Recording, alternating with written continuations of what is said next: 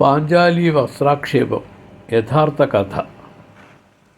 ഭഗവാൻ ശ്രീകൃഷ്ണൻ ഒരു സമ്പൂർണ്ണ സമർപ്പണം അഥവാ ശരണാഗതി എങ്ങനെ ആയിരിക്കണമെന്ന് പഠിപ്പിക്കുന്നതാണ് പാഞ്ചാലി വസ്ത്രാക്ഷേപ കഥയിലൂടെ ഭഗവാൻ വ്യാസൻ വരച്ച് കാണിച്ചിരിക്കുന്നത്.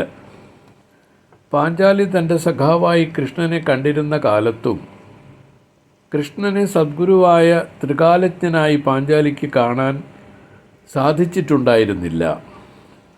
തൻ്റെ പ്രിയപ്പെട്ട ഭർത്താവായ അർജുനനെ പോലെയോ അഥവാ അതിനേക്കാൾ കുറച്ചധികം സാമർഥ്യമുള്ള ഒരാളായി മാത്രമേ പലപ്പോഴും ശ്രീകൃഷ്ണനെ കാണാൻ പാഞ്ചാലിക്ക് സാധിച്ചിരുന്നുള്ളൂ.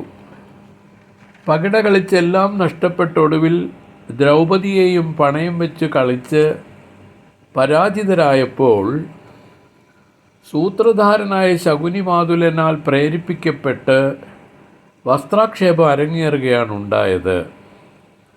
കൗരവസദസ്സിൽ മഹാരഥന്മാരായ ഭീഷ്മരും ദ്രോണരും കൃപാചാര്യരും വിതുരരും തുടങ്ങി എല്ലാവരെയും നോക്കുകുത്തിയാക്കി ഇരുത്തിക്കൊണ്ട് പരമസാധ്വിയായ പാഞ്ചാലിയെ ബലാത്കാരമായി വസ്ത്രമഴിച്ച് പീഡിപ്പിക്കാൻ ദുര്യോധനാദികൾ തയ്യാറായി നിൽക്കുമ്പോൾ ആരെങ്കിലും ഈ ക്രൂരന്മാരിൽ നിന്ന് എന്നെ രക്ഷിക്കണമേ എന്ന് അപേക്ഷിച്ചു നോക്കി. തൻ്റെ ഭർത്താക്കന്മാർ നേരത്തെ തന്നെ ദുര്യോധനാദികളുടെ പണയപ്പണ്ടങ്ങളായി അവിടെ ഇരിക്കുന്നുണ്ടായിരുന്നു. എല്ലാവരും കൈവിട്ടപ്പോൾ ഒരു കൈകൊണ്ട് വസ്ത്രം അഴിയാതെ സംരക്ഷിച്ച് പിടിച്ചുകൊണ്ട് ദ്വാരകാവാസി കൃഷ്ണനെ രക്ഷയ്ക്ക് വിളിക്കാൻ തുടങ്ങി.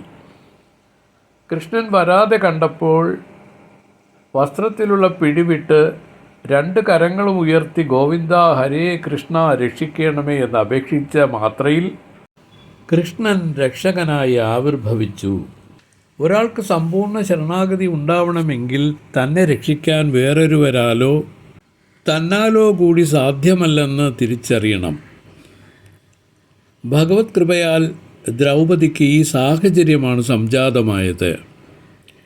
ഈ രൂപത്തിലല്ലാതെ പാഞ്ചാലിയുടെ അഹംഭാവം ഒരിക്കലും ഒഴിഞ്ഞു മുക്തി ലഭിക്കാൻ പോണില്ല. കാരണം അതീവ ബലവാന്മാരായ ഭീമനും അർജുനനും ധർമ്മപുത്രരും നകുല സഹദേവാദികളും തനിക്ക് രക്ഷകരായി ഉണ്ടെന്നുള്ള അഹംഭാവം മാറാൻ പോകുന്നില്ല. മാത്രമല്ല താൻ യാഗത്തിൽ നിന്നും ജനിച്ചവൾ എന്ന അഭിമാനവും മറക്കാനാവാതെ ദ്രൗപദിക്കുണ്ടായിരുന്നു. ഇതിനെയെല്ലാമാണ് നിമിഷ നേരം കൊണ്ട് ഭഗവാൻ ഒരുക്കിയ നാടകത്തിൽ ചീട്ടുകൊട്ടാരം പോലെ തകർന്നടിഞ്ഞില്ലാതായത്. അതിൽ നിന്നും കടുത്ത നിരാശയാണ് പാഞ്ചാലിക്ക് ആദ്യം ഉണ്ടായത്.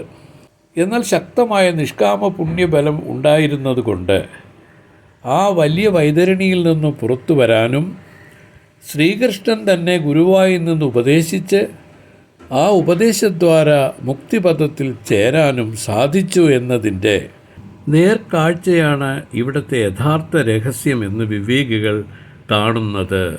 ഓം തത്സത്.